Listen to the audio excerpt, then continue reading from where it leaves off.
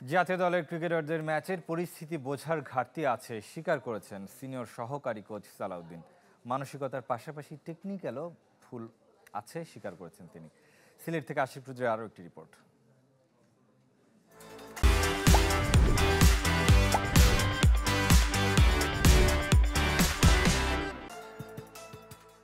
বিপিএলে কুমিল্লা ভিক্টোরিয়ান্সের কোচ থাকার সময় মোহাম্মদ সালাউদ্দিন বলেছিলেন বাংলাদেশি ব্যাটারদের ম্যাচ অ্যাওয়ারনেস নেই।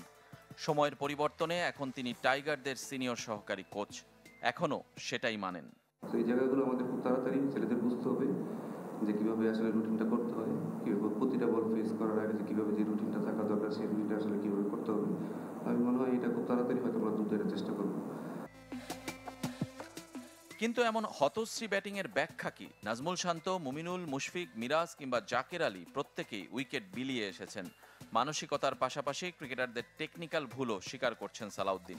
তবে সমস্যা শুধু ব্যাটারদের কিংবা কোচিং মেথডে দিতে নারাজ টাইগারদের সহকারী কোচ। সবকিছু খোলাসা করতে না চাইলেও দেশের ক্রিকেট যে আগায়নি তা মেনে নিলেন মোহাম্মদ সালাউদ্দিন। তারা চেষ্টা করতেছে, বাট এইটার সাথে তো আনুষঙ্গিক অনেক ব্যাপার স্যাপার থাকবে। সবসময় কিন্তু কথা আমাদের দেশে ক্রিকেট আগায়নি, সেটা আমাদের এটা স্বীকার করে নিতে হবে। এটা আলটিমেটলি পুরোটাই আসলে ন্যাশনাল টিম আসলে কী করতেছে, একটা দেশে ক্রিকেট কীরকম করতেছে সেটা পুরোটা ডিপেন্ড করে আপনার ন্যাশনাল টিম কীরকম খেলতেছে। তো তার জন্য আসলে আপনার যা যা করা দরকার আপনাকে তাই করতে হবে। ব্যাটারদের ব্যর্থতায় অবশ্য উইকেটকে দোষ দিচ্ছেন না, আশাহতও হচ্ছেন না। টেস্ট যেহেতু 4 ইনিংসের খেলা, তাই কামব্যাকের স্বপ্ন দেখছেন। যে জায়গাগুলো আমাদের ইমপ্রুভ করা দরকার চেষ্টা করতেছি সেই জায়গাগুলো ইমপ্রুভ করার।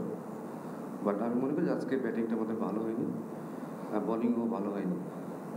বাট আমরা চেষ্টা করবো যে এই জায়গা থেকে আমরা কীভাবে তাড়াতাড়ি ম্যাচে ফিরতে পারি। সিলেট টেস্টের ভাগ্য এখন অনেকটাই নির্ভর করছে নাহিদ, তাইজুলদের উপর। কোনো উইকেট না হারিয়ে দিন শেষ করা জিম্বাবুয়েকে অল্প রানে গুটিয়ে দিতে চায় টিম বাংলাদেশ। রেজওয়ানুজ্জামান, চ্যানেল 24।